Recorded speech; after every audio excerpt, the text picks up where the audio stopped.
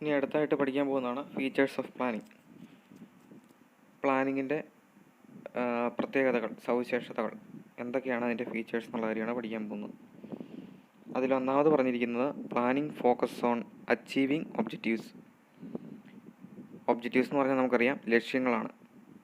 ലക്ഷ്യങ്ങൾ അച്ചീവ് ചെയ്യുന്നതിന് planning focus ചെയ്യുന്നു, അതിൽ കൂടുതൽ പ്രാധാന്യം കൊടുക്കുന്നു. പ്ലാനിങ് എന്തിനാണ് കൂടുതൽ ഫോക്കസ് ചെയ്തിരിക്കുന്നത്? To achieving objectives. സ്ഥാപനത്തിൻ്റെ ലക്ഷ്യങ്ങളെ അച്ചീവ് ചെയ്യുന്നതിനാണ് പ്ലാനിങ് ഫോക്കസ് ചെയ്യുന്നത്. അതാണ് പ്ലാനിങ്ങിൻ്റെ ഒന്നാമത്തെ ഫീച്ചർ എന്ന് പറയുന്നത്. പ്ലാനിങ് എന്തിനാണ് ഫോക്കസ് ചെയ്തിട്ടുള്ളത്? Planning focus on achieving objectives. ലക്ഷ്യങ്ങൾ നേടുന്നതിന് ഓരോ സ്ഥാപനത്തിനും അതിൻ്റേതായിട്ടുള്ള ലക്ഷ്യങ്ങളുണ്ട്. ആ ലക്ഷ്യങ്ങൾ അച്ചീവ് ചെയ്യുന്നതിനായിട്ടാണ് പ്ലാനിങ് ഫോക്കസ് ചെയ്തിട്ടുള്ളത്. നമുക്ക് നോക്കാം. Organisations are formed with a general objective. ഏതൊരു ഓർഗനൈസേഷനും ഉണ്ടാക്കിയിരിക്കുന്നത്, അത് ഫോം ചെയ്തിരിക്കുന്നത് എന്തിനു വേണ്ടിയിട്ടാണ്? To achieve objectives. എന്തെങ്കിലുമൊക്കെ ലക്ഷ്യങ്ങൾ നേടുന്നതിന് വേണ്ടിയിട്ടാണ്. ജനറൽ ഒബ്ജക്റ്റീവ്, അവർക്ക് ഒരു പൊതുവായിട്ടുള്ള ഒരു ലക്ഷ്യമുണ്ട്. ആ പൊതുവായിട്ടുള്ള ഒരു ലക്ഷ്യം നേടുന്നതിന് വേണ്ടിയിട്ടാണ് എന്ത് ചെയ്തിട്ടുള്ളത്? പ്ലാനിങ് പറഞ്ഞേക്കുന്ന എല്ലാ ഓർഗനൈസേഷനും ഫോം ചെയ്തിട്ടുള്ളത്. ഇനി specific goals are set out in the plans to achieve the objective.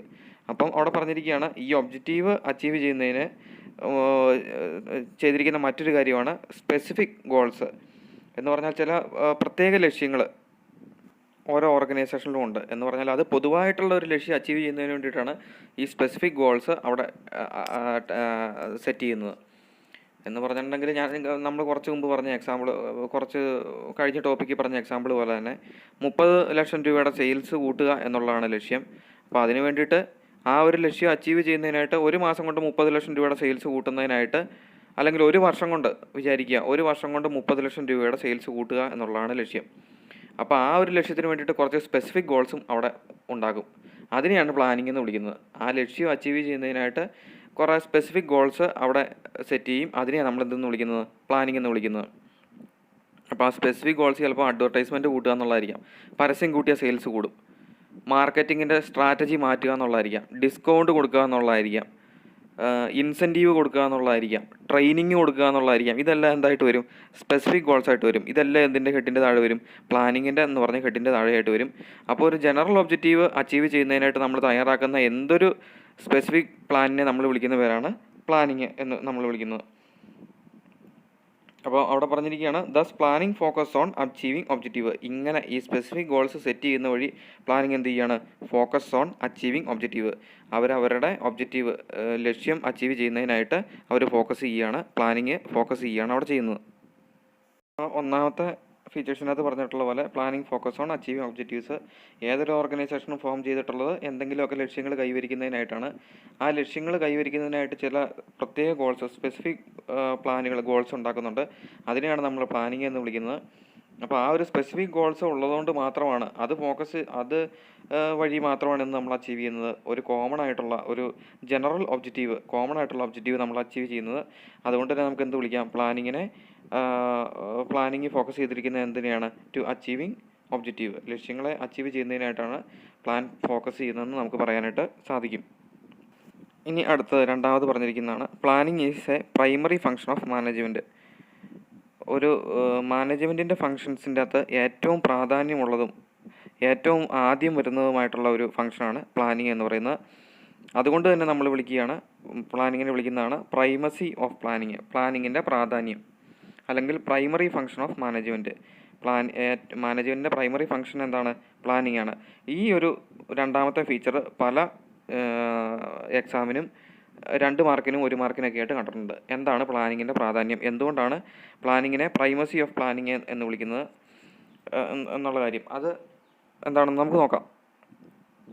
Planning occupies the first place in the list of managerial functions.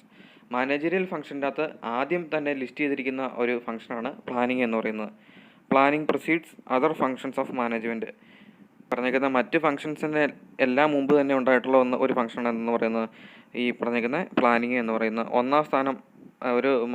ഈ പറഞ്ഞേക്കുന്ന മാനേജറിയൽ ജോലികളുടെ അതിൻ്റെ ഒരു ഇതെടുക്കുകയാണെങ്കിൽ, ഒരു ലിസ്റ്റ് എടുക്കുകയാണെങ്കിൽ അവിടെ അതിലൊന്നാം സ്ഥാനം ഫസ്റ്റ് തന്നെ ചെയ്യേണ്ട ഒരു കാര്യമാണ് പ്ലാനിങ് എന്ന് പറയുന്നത്. മറ്റ് ജോലികളുടെ എല്ലാത്തിൻ്റെയും അടിസ്ഥാനം എന്ന് പറയുന്നത് എന്താണ്? പ്ലാനിംഗ് ആണ് എല്ലാത്തിൻ്റെയും ബേസ്. അതിനുശേഷം പിന്നീട് വരുന്നതാണ് organising, staffing, directing and controlling. അപ്പോൾ മാനേജറിയൽ ഫംഗ്ഷൻ്റെ അകത്ത് ഏറ്റവും പ്രാധാന്യം അർഹിക്കുന്ന ഒന്നാണ് പ്ലാനിങ്. ഏറ്റവും ആദ്യത്തെ ഫംഗ്ഷൻ എന്ന് പറയുന്നത്, പ്രാഥമികമായിട്ടുള്ള ഒരു ഫംഗ്ഷൻ എന്ന് പറയുന്നത് പ്ലാനിംഗ് ആണ്. അതുകൊണ്ടാണ് പ്രൈമസി ഓഫ് പ്ലാനിങ് എന്ന് നമ്മൾ പറയുന്നത്. This is also referred to as primacy of planning. അതുകൊണ്ടാണ് നമ്മളതിനെ പ്രൈമസി ഓഫ് പ്ലാനിങ് എന്ന് വിളിക്കുന്നത്. അപ്പം ഇത് ശ്രദ്ധിക്കുക, ചോദിക്കാൻ സാധ്യതയുള്ളൊരു ക്വസ്റ്റ്യനാണ് പ്രൈമസി ഓഫ് പ്ലാനിങ് എന്ന് പറഞ്ഞിട്ടുണ്ടെങ്കിൽ നമ്മൾ അതിനകത്ത് മനസ്സിലാക്കേണ്ട കാര്യം, മാനേജ്മെൻറ്റ് ഫങ്ഷൻസ് ആയിട്ടുള്ള പറഞ്ഞിരിക്കുന്ന ഓർഗനൈസിങ് ആണെങ്കിലും സ്റ്റാഫിംഗ് ആണെങ്കിലും ഡയറക്റ്റിംഗ് ആണെങ്കിലും കൺട്രോളിങ്ങിനാണെങ്കിലും പ്ലാനിങ് ചെയ്തതിന് ശേഷം മാത്രമാണ് മറ്റ് ഫങ്ഷൻസ് എല്ലാം വരുന്നത്. മാനേജ്മെൻറ്റിൻ്റെ ജോലികളുടെ ഒരു ലിസ്റ്റ് തയ്യാറാക്കുകയാണെങ്കിൽ, ഒരു പട്ടിക തയ്യാറാക്കുകയാണെങ്കിൽ അതിൽ ഒന്നാം സ്ഥാനം പ്ലാനിങ്ങിനാണ് വരുന്നത്. പ്ലാനിംഗ് ആണ് മറ്റെല്ലാ ജോലികളുടെയും അടിസ്ഥാനം. അതുകൊണ്ടാണ് നമ്മൾ പ്ലാനിങ്ങിനെ പ്രൈമസി ഓഫ് പ്ലാനിങ് എന്ന് വിളിക്കുന്നത്. ഇനി അടുത്തത് മൂന്നാമതായിട്ട് പറഞ്ഞിരിക്കുകയാണ് പ്ലാനിങ് ഈസ് പെർവസീവ്. പ്ലാനിങ് എന്ന് പറഞ്ഞിട്ടുണ്ടെങ്കിൽ സർവ്വവ്യാപിയാണ്. ഒരു ഓർഗനൈസേഷൻ്റെ ഏത് ലെവലിൽ നോക്കിയാലും നമുക്ക് പ്ലാനിങ്ങിനെ കാണുന്നതിനായിട്ട് സാധിക്കും. അതിപ്പോൾ ടോപ്പ് ലെവൽ മാനേജ്മെൻറ്റ് ആണെങ്കിൽ അവരുടെ ആ മാനേജ്മെൻറ്റിന് ഇടയ്ക്ക് ഒരു പ്ലാനിങ് കാണും. മിഡിൽ ലെവൽ മാനേജ്മെൻറ്റ് ചെയ്യുന്ന ജോലികൾ അത് ചെയ്യുന്നതിന് വേണ്ടിയിട്ട് അവരവരുടേതായിട്ടുള്ള രീതിയിൽ പ്ലാനിങ് തയ്യാറാക്കാറുണ്ട്. Lower level management, bottom level മാനേജ്മെൻറ്റിൻ്റെ അവരുടെ ജോലികൾ ചെയ്യുന്നതിന് വേണ്ടിയിട്ട് അവരും പ്ലാനിങ് തയ്യാറാക്കുന്നുണ്ട്. അപ്പം നമുക്കൊരു ഓർഗനൈസേഷൻ്റെ ഏത് ലെവൽ ഓഫ് മാനേജ്മെൻറ്റിൽ നോക്കിയാലും നമുക്ക് എന്തിനെ കാണാൻ സാധിക്കും? പ്ലാനിങ് എന്ന് പറയുന്ന ഒരു ഫംഗ്ഷനെ നമുക്ക് കാണുന്നതിനായിട്ട് സാധിക്കും. അതുകൊണ്ടാണ് നമ്മൾ പ്ലാനിങ് ഈസ് പെർവസീവ് എന്ന് വിളിക്കുന്നത്. എന്ന് പറഞ്ഞിട്ടുണ്ടെങ്കിൽ എല്ലായിടത്തും നമുക്ക് പ്ലാനിങ്ങിനെ കാണാൻ സാധിക്കും. സർവ്വവ്യാപിയാണ് ഈ പ്ലാനിങ് എന്ന് പറയുന്നത്.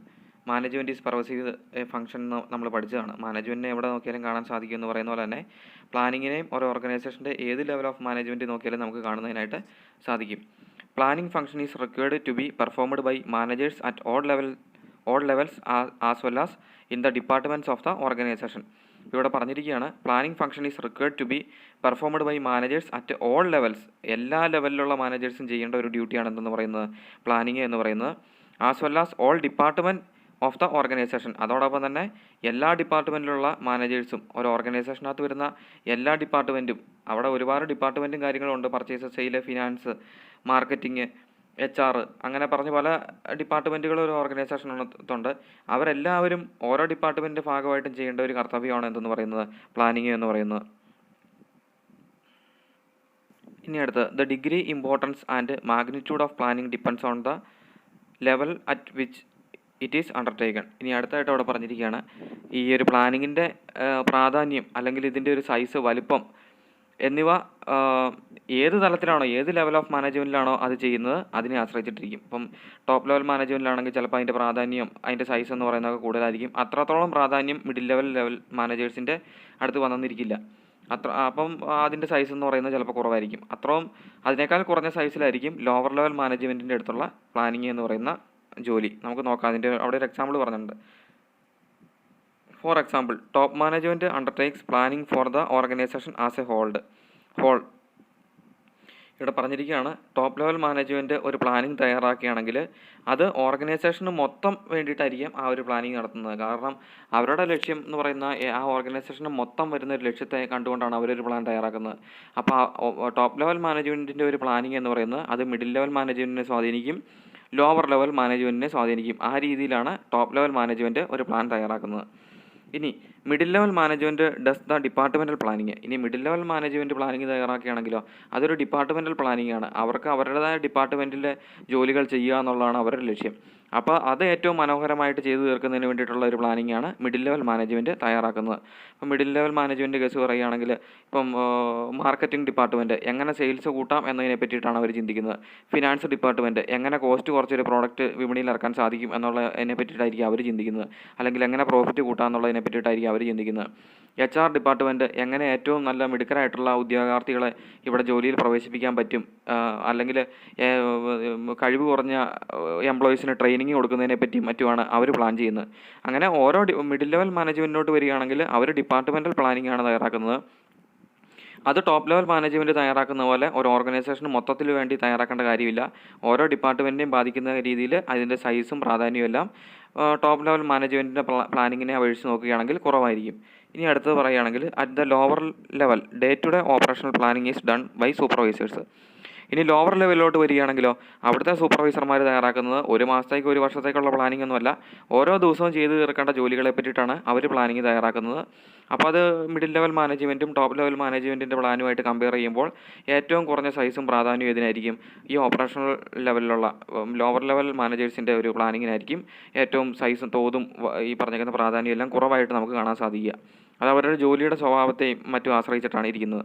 അപ്പം അവർ ലോവർ ലെവൽ മാനേജ്മെൻറ്റ് തയ്യാറാക്കുകയാണെങ്കിൽ അവർ ഡേ ടു ഡേ ഓപ്പറേഷനെ പറ്റി ബേസ് ചെയ്തിട്ടുള്ള ഒരു പ്ലാനിങ് ആയിരിക്കും അവർ നടത്തുന്നത്. അപ്പോൾ അതുകൊണ്ടാണ് നമ്മൾ എന്തെന്ന് പറയുന്നത് പ്ലാനിങ് ഈസ് പെർവസീവ്. അത് ഒരു ഓർഗനൈസേഷൻ്റെ ഏതൊരു ഡിപ്പാർട്ട്മെൻറ്റിലോ ഏതൊരു ലെവൽ ഓഫ് മാനേജ്മെൻറ്റിലോ ടോപ്പ് ലെവൽ ആയിക്കോട്ടെ, മിഡിൽ ലെവൽ ആയിക്കോട്ടെ, ലോവർ ലെവൽ ആയിക്കോട്ടെ, ഏത് ഡിപ്പാർട്ട്മെൻറ്റ് ആയിക്കോട്ടെ, ഏത് സെക്ഷൻ ആയിക്കോട്ടെ, നമുക്ക് പ്ലാനിങ്ങിനെ കാണുന്നതിനായിട്ട് സാധിക്കും. അതൊരു സർവ്വവ്യാപിയായിട്ടുള്ള ഒരു ഫംഗ്ഷനാണ് പ്ലാനിങ് എന്ന് പറയുന്നത്. ഇനി അടുത്ത ഫീച്ചറാണ് പ്ലാനിങ് ഈസ് കണ്ടിന്യൂസ്. അപ്പം പ്ലാനിങ് ഈസ് കണ്ടിന്യൂസ് എന്ന് പറയുമ്പോൾ നമ്മളൊരു കാര്യം ചിന്തിക്കുക, ബിസിനസ് എന്ന് പറയുന്നത് ഒരു കണ്ടിന്യൂസ് പ്രോസസ് ആണെന്നുള്ള കാര്യം നമ്മൾ ഫസ്റ്റ് ഇയർ അക്കൗണ്ടൻസിക്കകത്ത് പഠിച്ചാണ്. ഒരു ഓൺഗോയിങ് പ്രോസസ്സാണ്, അത് തുടർന്നുകൊണ്ടിരിക്കുന്ന ഒരു പ്രവൃത്തിയാണ് ബിസിനസ് എന്ന് പറയുന്നത്. അത് നമ്മൾ പഠിച്ചു കഴിഞ്ഞ കാര്യമാണ്. അപ്പോൾ ബിസിനസ് തുടർന്നുകൊണ്ട് പോവുകയാണെങ്കിൽ എന്തും തുടർന്നുകൊണ്ട് തന്നെ പോകണം. പ്ലാനിങ് എന്ന് പറയുന്ന ഒരു ഫംഗ്ഷനും മുമ്പോട്ട് തന്നെ തുടർന്നുകൊണ്ട് തന്നെ പോയിക്കൊണ്ടിരിക്കണം. നമുക്ക് നോക്കാം. Planning is an ongoing process in the organisation. ഒരു ഓർഗനൈസേഷൻ്റെ തുടർന്നുകൊണ്ടിരിക്കുന്ന ഓൺഗോയിങ് ആയിട്ടുള്ള ഒരു പ്രോസസ്സാണ് എന്തെന്ന് പറയുന്നത് പ്ലാനിങ് എന്ന് പറയുന്നത്. Plans are prepared for a specific period and at the end of which new plans are to be drawn. അപ്പം നമ്മൾ ഈ പ്ലാൻ ചെയ്യുന്ന സമയത്ത്, പ്ലാനിങ് തയ്യാറാക്കുന്ന സമയത്ത് അതൊരു സ്പെസിഫിക് പീരീഡിലോട്ട് വേണ്ടിയിട്ടാണ് നമ്മളതിനെ തയ്യാറാക്കുന്നത്. ചിലപ്പോൾ ഒരു 3 മാസത്തേക്ക് വേണ്ടിയിട്ടായിരിക്കാം, ചിലപ്പോൾ ഒരു 6 മാസത്തേക്ക് വേണ്ടിയിട്ടായിരിക്കാം, ചിലപ്പോൾ ഒരു വർഷത്തേക്ക് വേണ്ടിയിട്ടായിരിക്കാം, ചിലപ്പോൾ 5 വർഷത്തേക്ക് വേണ്ടിയിട്ടായിരിക്കാം ഒരു പ്ലാൻ തയ്യാറാക്കുന്നത്. അപ്പോൾ plans are prepared for a specific period. ഒരു നിശ്ചിത കാലഘട്ടത്തിലോട്ടാണ് നമ്മൾ പ്ലാനിങ്ങുകൾ തയ്യാറാക്കുന്നത്. At the end of which new plans are to be drawn. അപ്പോൾ ആ ഒരു സ്പെസിഫിക് പീരീഡ് അവസാനിക്കുന്ന പക്ഷം എന്ത് ചെയ്തിരിക്കും, നമ്മൾ പുതിയൊരു പ്ലാൻ തയ്യാറാക്കിയിരിക്കും. അപ്പോൾ പുതിയതായിട്ടൊരു ഒബ്ജക്റ്റീവ് വരും. അപ്പോൾ പുതിയൊരു പ്ലാനിനെ നമ്മൾ അതിന് വേണ്ടിയിട്ട് തയ്യാറാക്കുകയാണ് ചെയ്യുന്നത്. അപ്പോൾ ഓരോ സമയത്തും ഒരു പ്ലാനിന് ഒരു സ്പെസിഫിക് പീരീഡ് ഉണ്ട്. ആ സ്പെസിഫിക് പീരീഡ് കഴിഞ്ഞിട്ടുണ്ടെങ്കിൽ നമ്മൾ എന്ത് ചെയ്തിരിക്കും, അടുത്ത പ്ലാൻ നമ്മൾ തയ്യാറാക്കിയിരിക്കും. അതുകൊണ്ടാണ് നമ്മൾ എന്തെന്ന് പറയുന്നത് planning is A continuous process എന്ന് പറയുന്നത്. The actual business situations may demand certain amendments and modifications. അപ്പോൾ നമ്മുടെ ഈ നമ്മൾ ആദ്യം പ്ലാനിങ് എല്ലാം തയ്യാറാക്കി ബിസിനസ് മുമ്പോട്ട് പോയിക്കൊണ്ടിരിക്കുകയാണ്. ബിസിനസ് എൻവയോൺമെൻറ്റിനെ പറ്റിയിട്ട് നമ്മൾ പഠിച്ചു. ആ ഒരു പൊളിറ്റിക്കൽ, കൾച്ചറൽ, അങ്ങനെ എന്തെങ്കിലും ഒരു എക്കണോമിക്കലായിട്ടുള്ളോ പൊളിറ്റിക്കലായിട്ടുള്ളോ കൾച്ചറലായിട്ടുള്ളോ അങ്ങനെ എന്തെങ്കിലും ഒരു മാറ്റം ഉണ്ടായി എന്ന് വിചാരിക്കുക. അപ്പോൾ നമ്മുടെ പ്ലാനിങ്ങിനകത്ത് നമ്മൾ എന്ത് ചെയ്യണം, ചെറിയൊരു അമെൻമെൻറ്റ്, ചെറിയൊരു മാറ്റം അല്ലെങ്കിൽ ചെറിയൊരു മോഡിഫിക്കേഷൻ വരുത്തേണ്ടതായിട്ട് വരും. അത് നമ്മുടെ സിറ്റുവേഷൻ അനുസരിച്ചിട്ടിരിക്കും. ഇപ്പം നമ്മുടെ ബിസിനസ്സിൻ്റെ ചുറ്റുപാട് എന്ന് പറയുന്നത് എപ്പോഴും മാറിക്കൊണ്ടിരിക്കുന്ന ഒന്നാണെന്നുള്ള കാര്യം നമ്മൾ പഠിച്ചു കഴിഞ്ഞാണ്. അപ്പം അങ്ങനെ മാറിക്കൊണ്ടിരിക്കുന്ന സമയത്ത് ആ സിറ്റുവേഷൻ മാറുന്നതനുസരിച്ചിട്ട് നമ്മൾ എന്തിലും മാറ്റം വരുത്തിക്കൊണ്ടിരിക്കണം, നമ്മുടെ പ്ലാനിങ്ങിലും നമ്മൾ മാറ്റങ്ങൾ വരുത്തിക്കൊണ്ടിരിക്കണം. അപ്പം നമുക്കിവിടെ കാണാൻ സാധിക്കുന്നത് A plan is framed, implemented, modified. അപ്പോൾ നമ്മളൊരു പ്ലാൻ തയ്യാറാക്കി, ഫ്രെയിം ചെയ്തു, അത് നടപ്പിലാക്കി, അതിനെ മോഡിഫൈ ചെയ്തു. പിന്നീട് എന്താ സംഭവിക്കുന്നത്, and followed by another plan. അത് കഴിഞ്ഞതിന് ശേഷം, ആ പ്ലാനിങ് കഴിഞ്ഞതിന് ശേഷം അതിനെ ഫോളോ ചെയ്ത് എന്ത് വരും, അനദർ പ്ലാൻ, മറ്റൊരു പ്ലാൻ വന്നുകൊണ്ടിരിക്കും. And so on. അങ്ങനെ കമ്പനി മുമ്പോട്ട് പോയിക്കൊണ്ടാണ് ഇരിക്കുന്നത്. അപ്പോൾ ഒരു പ്ലാൻ നമ്മൾ തയ്യാറാക്കി, ഫ്രെയിം ചെയ്തു, അത് ഇംപ്ലിമെൻറ്റ് ചെയ്തു, അത് മോഡിഫൈ ചെയ്തു. ആ ഒരു ഒബ്ജക്റ്റീവ് നമ്മൾ അച്ചീവ് ചെയ്തിട്ടുണ്ടെങ്കിൽ അതിനെ ഫോളോ ചെയ്തുകൊണ്ട് എന്ത് വരും, അടുത്ത ഒരു പ്ലാൻ ഉടനടി തന്നെ വരും. അങ്ങനെ കമ്പനി മുമ്പോട്ട് പോയിക്കൊണ്ടിരിക്കുകയാണ് ചെയ്യുന്നത്. അപ്പം നമുക്കറിയാം ഇവിടെ ശ്രദ്ധിക്കേണ്ട ഒരു കാര്യം, നമ്മുടെ ആക്ച്വൽ ബിസിനസ് സിറ്റുവേഷൻ, നമ്മുടെ ചുറ്റുപാടുകൾ മാറുന്നതനുസരിച്ചിട്ട് നമ്മൾ എന്തും ചെയ്യണം, നമ്മുടെ പ്ലാനിങ്ങിനകത്തും ചെറിയ മാറ്റങ്ങൾ വരുത്തിക്കൊണ്ടിരിക്കണം. അതാണ് അവിടെ ശ്രദ്ധിക്കേണ്ട ഒരു കാര്യം. അപ്പോൾ പ്ലാനിങ് എന്ന് പറയുന്ന ഒരു കണ്ടിന്യൂസ് പ്രോസസ്സാണ്. ഒരു പ്ലാനിനെ ഫോളോ ചെയ്തുകൊണ്ട് എന്ത് വരും, അടുത്ത ഒരു പ്ലാൻ, ന്യൂ ആയിട്ടൊരു പ്ലാൻ അവിടെ തയ്യാറായിക്കൊണ്ടിരിക്കും. അപ്പോൾ ബിസിനസ് എന്ന് പറയുന്നത് മുമ്പോട്ട് പോയിക്കൊണ്ടിരിക്കുന്ന ഒരു സാധനമാണ്, കണ്ടിന്യൂസ് പ്രോസസ്സാണെന്ന് നമുക്കറിയാം. അതോടൊപ്പം തന്നെ പ്ലാനിങ് എന്ന് പറയുന്നതും കണ്ടിന്യൂസ് പ്രോസസ്സാണ്. ഒരു സ്പെസിഫിക് പീരീഡിലോട്ട് വേണ്ടിയിട്ടാണ് നമ്മൾ പ്ലാൻ തയ്യാറാക്കുന്നത്. ആ സ്പെസിഫിക് പീരീഡിൽ ആ പ്ലാൻ തയ്യാറാക്കി നമ്മളത് അച്ചീവ് ചെയ്ത് കഴിഞ്ഞിട്ടുണ്ടെങ്കിൽ പുതിയൊരു ലക്ഷ്യത്തിനായിട്ട് നമ്മൾ വീണ്ടും ഒരു പ്ലാൻ തയ്യാറാക്കിയിരിക്കും. അപ്പോൾ ബിസിനസ്സിൻ്റെ ചുറ്റുപാടുകൾ മാറുന്നതനുസരിച്ച് നമ്മൾ എന്തിനും മോഡിഫൈ ചെയ്യും, പ്ലാനിങ്ങിനും മോഡിഫിക്കേഷൻ നടത്തിക്കൊണ്ടിരിക്കും. ഇനി അടുത്തായിട്ട് പറയാൻ പോകുന്നതാണ് പ്ലാനിങ് ഈസ് ഫ്യൂച്ചറിസ്റ്റിക്. ഭാവിയുമായിട്ട് ബന്ധപ്പെട്ട ഒന്നാണ് പ്ലാനിങ് എന്ന് പറയുന്നത്. Planning involves looking ahead and preparing for the future. പ്ലാനിങ്ങിനകത്ത് ഇൻവോൾവ് ചെയ്തിട്ടുള്ള കാര്യങ്ങൾ, അതിനകത്ത് ഉൾപ്പെട്ടുള്ള കാര്യങ്ങളാണ് ലുക്കിംഗ് എഹെഡ്, ഭാവിയിലോട്ടാണ് അത് നോക്കുന്നത്, ആൻഡ് പ്രിപ്പയറിംഗ് ഫോർ ഫ്യൂച്ചർ. അതുമാത്രമല്ല ഫ്യൂച്ചറിലോട്ടുള്ള സിറ്റുവേഷനെ ഫേസ് ചെയ്യാനായിട്ട് തയ്യാറെടുക്കലുമാണ് പ്ലാനിങ്ങിൻ്റെ സമയത്ത് നമ്മൾ ചെയ്യുന്നത്. It involves forecasting of future events such as customers demand, competition, government policies. ഇനി അവിടെ പറഞ്ഞിരിക്കുകയാണ്, it involves forecasting future events. ഭാവിയിൽ നടക്കാൻ പോകുന്ന ഇവൻറ്റ്സിനെ മുൻകൂട്ടി കാണുകയാണ് ഏതുവഴി ചെയ്യുന്നത്? പ്ലാനിങ് വഴി നമ്മൾ ചെയ്യുന്നത്. സച്ചാസ് കസ്റ്റമേഴ്സ് ഡിമാൻഡ്, കസ്റ്റമറിൻ്റെ ഡിമാൻഡുകൾ എന്തൊക്കെയാണ്, കോമ്പറ്റീഷൻ, മത്സരങ്ങൾ, മറ്റ് കമ്പനികളുടെ കടന്നുവരവ്, ഗവൺമെൻറ് പോളിസീസ്, സർക്കാരിൻ്റെ നയങ്ങളുടെ ചേഞ്ചസ്, ഇതിനെയെല്ലാം നമ്മൾ എന്ത് ചെയ്യുകയാണ്? മുൻകൂട്ടി കാണാനായിട്ട് ശ്രമിക്കുകയാണ്. ഇന്ന മാറ്റങ്ങൾ വരാൻ സാധ്യതയുണ്ട് എന്ന് നമ്മൾ മുൻകൂട്ടി കാണുകയാണ് എപ്പോൾ ചെയ്യുന്നത്? പ്ലാനിങ് ചെയ്യുന്നത് വഴി നമ്മൾ ചെയ്യുന്നത്. ഫോർ എക്സാമ്പിൾ, അവിടെ ഒരു എക്സാമ്പിൾ പറഞ്ഞിരിക്കുകയാണ്, A business firm prepare annual plan.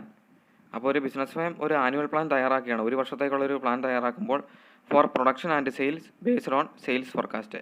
അപ്പം ഒരു സെയിൽസ് ഫോർകാസ്റ്റ് മുന്നിൽ കണ്ടുകൊണ്ടാണ് നമ്മൾ എന്ത് ചെയ്യുന്നത്? ഒരു ബിസിനസ് എന്ത് ചെയ്യുന്നത്? ഒരു ആനുവൽ പ്ലാൻ തയ്യാറാക്കുന്നത്. അപ്പോൾ പ്രൊഡക്ഷൻ്റെ പ്ലാൻ ആണെങ്കിലും സെയിൽസിൻ്റെ പ്ലാൻ ആണെങ്കിലും ആ ഒരു സെയിൽസ് ഫോർകാസ്റ്റ് മുന്നിൽ കണ്ടുകൊണ്ടാണ് നമ്മൾ എന്ത് ചെയ്യുന്നത്? അവിടെ ഒരു പ്ലാൻ തയ്യാറാക്കുന്നത്. സെയിൽസ് ഫോർകാസ്റ്റ് എന്ന് പറഞ്ഞിട്ടുണ്ടെങ്കിൽ എത്രത്തോളം ഗുഡ്സ് നമുക്ക് വിറ്റഴിക്കാൻ സാധിക്കും എന്നുള്ള ഒരു കാര്യമാണ് ഈ സെയിൽസ് ഫോർകാസ്റ്റ് എന്ന് പറയുന്നത്. അപ്പം കുറച്ചധികം ഈ ഒരു വർഷം നമുക്ക് കൂടുതൽ സാധനങ്ങൾ വിറ്റഴിക്കാൻ പറ്റും എന്ന് നമുക്ക് ഒരു കമ്പനിക്ക് ഒരു കോൺഫിഡൻസ് തോന്നുകയാണെങ്കിൽ അവർ പ്രൊഡക്ഷനും അത് ഒപ്പം തന്നെ കൂട്ടാനായിട്ട് ശ്രമിക്കും, സെയിൽസും കൂട്ടാനായിട്ട് അവർ ശ്രമിക്കും. അപ്പോൾ കൂടുതൽ ആൾക്കാർ ഈ ഒരു പ്രോഡക്റ്റ്, നമ്മൾ ഉൽപ്പാദിപ്പിച്ചേക്കുന്ന പ്രോഡക്റ്റ് മേടിക്കാൻ സാധ്യതയുണ്ടെന്നൊരു വിചാരം നമുക്ക് വരും. അതൊരു പ്ലാനിങ്ങിൻ്റെ സമയത്ത് നമ്മൾ അതിനെപ്പറ്റി പഠിക്കും. ഇപ്പോൾ കസ്റ്റമറുടെ ഡിമാൻഡിനെ പറ്റിയും കോമ്പറ്റീഷനെ പറ്റിയും സർക്കാരിൻ്റെ നയങ്ങളെ പറ്റിയൊക്കെ പഠിക്കും. നമുക്ക് മനസ്സിലാവും ഈ ഒരു വർഷം, അടുത്തൊരു വർഷം നമ്മുടെ പ്രോഡക്റ്റ് കൂടുതൽ വിറ്റഴിക്കാൻ പറ്റുമോ ഇല്ലയോ എന്ന്. അപ്പോൾ വിറ്റഴിക്കാൻ പറ്റും എന്നാണ് നമ്മുടെ ഒരു കണ്ടെത്തലെങ്കിൽ ഉറപ്പായിട്ടും പ്രൊഡക്ഷൻ്റെ പ്ലാനിങ്ങില്ലാത്ത കൂടുതൽ പ്രൊഡ്യൂസ് ചെയ്യാനായിട്ട് നമ്മൾ ശ്രദ്ധിക്കും. സെയിൽസിൻ്റെ കൂടുതൽ അഡ്വർടൈസ്മെൻറ്റും കാര്യങ്ങളെല്ലാം കൊടുക്കുന്നതിനായിട്ടൊക്കെ നമ്മൾ ശ്രദ്ധിക്കും. അപ്പോൾ അതാണ് പ്ലാനിങ്ങിൻ്റെ ഒരു പ്രസക്തി എന്ന് പറയുന്നത്.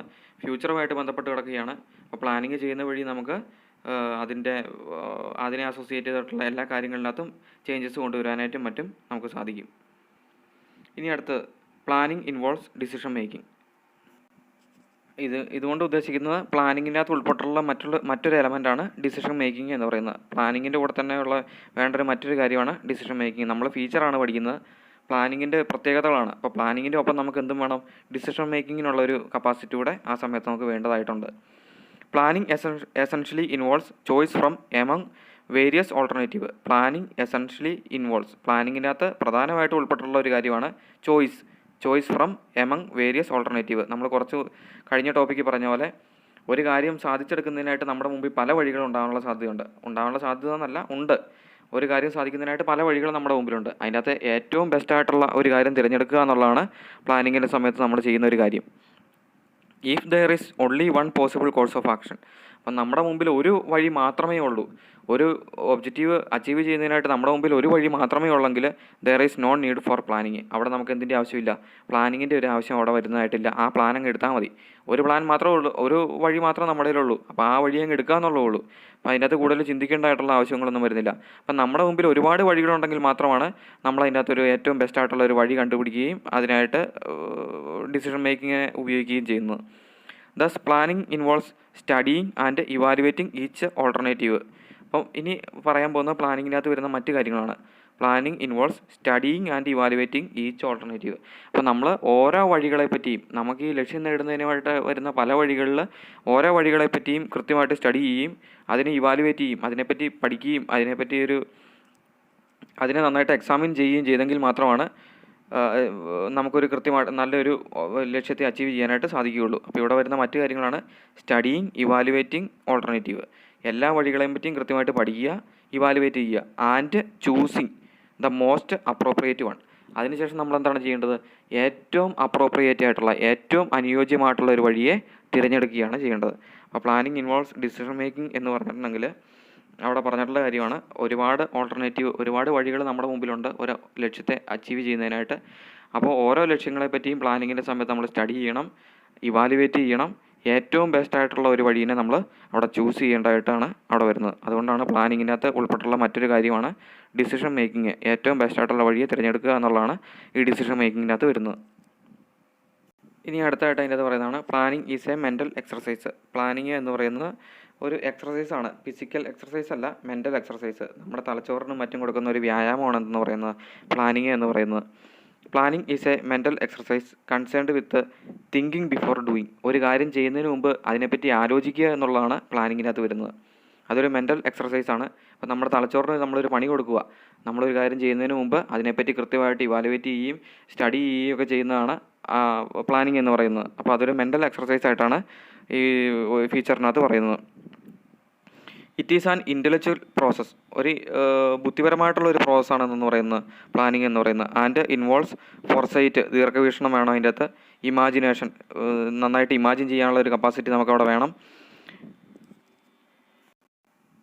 അതോടൊപ്പം തന്നെ സൗണ്ട് ജഡ്ജ്മെൻറ്റ്, കൃത്യമായിട്ടുള്ളൊരു ഡിസിഷൻ എടുക്കാനുള്ള കഴിവ്, ഇതെല്ലാം നമുക്ക് പ്ലാനിങ്ങിൻ്റെ സമയത്ത് ആവശ്യമായിട്ട് വരും.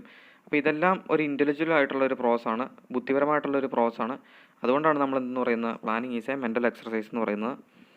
തിങ്കിങ് ബിഫോർ ഡൂയിങ് ആണ്. ഒരു കാര്യം ചെയ്യുന്നതിന് മുമ്പ് നമ്മൾ ആലോചിക്കുകയാണ് ചെയ്യുന്നത്. അത് നമ്മുടെ ഒരു മെൻ്റൽ എക്സർസൈസാണ്. അതിൻ്റെ അകത്ത് ഫോർസൈറ്റ്, ദീർഘവീക്ഷണം വേണം, ഇമാജിനേഷൻ വേണം, ജഡ്ജ്മെൻറ്റ്, ഇത്തരം കാര്യങ്ങളെല്ലാം ഉണ്ടെങ്കിൽ മാത്രമാണ് ഒരു പ്ലാനിങ് സക്സസ് ആവുള്ളൂ. അപ്പോൾ ഇത്രയാണ് അതിൻ്റെ അകത്ത് വരുന്ന ഫീച്ചേഴ്സ്. ഒന്നാമത്തെ പ്ലാനിങ് ഫോക്കസ് ചെയ്തേക്കുന്ന ലക്ഷ്യങ്ങൾ അച്ചീവ് ചെയ്യുന്നതിന് വേണ്ടിയിട്ടാണ്. രണ്ടാമത്തെ വളരെ ഇമ്പോർട്ടൻ്റ് ആയിട്ടുള്ളൊരു കാര്യമാണ് പ്രൈമസി ഓഫ് പ്ലാനിങ്. മാനേജ്മെൻറ്റിൻ്റെ ഫംഗ്ഷനകത്ത് ഏറ്റവും പ്രാധാന്യം അർഹിക്കുന്ന ഒന്നാണ് പ്ലാനിങ് എന്ന് പറയുന്നത്. മാനേജ്മെൻറ്റ് ഫംഗ്ഷൻസിൻ്റെ എല്ലാ അടിസ്ഥാനം എന്ന് പറയുന്നത് പ്ലാനിങ് ആണ്. മാനേജ്മെൻറ്റിൻ്റെ ഫംഗ്ഷൻസിൻ്റെ ഏറ്റവും ആദ്യത്തെ ഫംഗ്ഷൻ എന്ന് പറയുന്നത്, പ്രൈമറി ഫംഗ്ഷൻ എന്ന് പറയുന്നത് ഈ പറഞ്ഞേക്കുന്ന പ്ലാനിങ് ആണ്. അതുകൊണ്ടാണ് പ്രൈമസി ഓഫ് പ്ലാനിങ് എന്ന് നമ്മൾ പറയുന്നത്. പ്ലാനിങ്ങിനെ it is a all pervasive. ഏത് ലെവൽ ഓഫ് മാനേജ്മെൻറ്റിലും ഏതൊരു ഡിപ്പാർട്ട്മെൻറ്റിലും നമുക്ക് നോക്കിയിട്ടുണ്ടെങ്കിൽ പ്ലാനിങ്ങിനെ കാണാൻ സാധിക്കും. ഇനി അടുത്തായിട്ട് പറഞ്ഞിട്ടുള്ളത് പ്ലാനിങ് ഈസ് എ കണ്ടിന്യൂസ് പ്രോസസ്സാണ്. ബിസിനസ് എന്ന് പറയുന്ന ഓൺഗോയിങ് പ്രോസസ്സാണ്. അതുപോലെ തന്നെ പ്ലാനിങ്ങും ഓൺഗോയിങ് ആയിട്ടുള്ള ഒരു പ്രോസസ്സാണ്.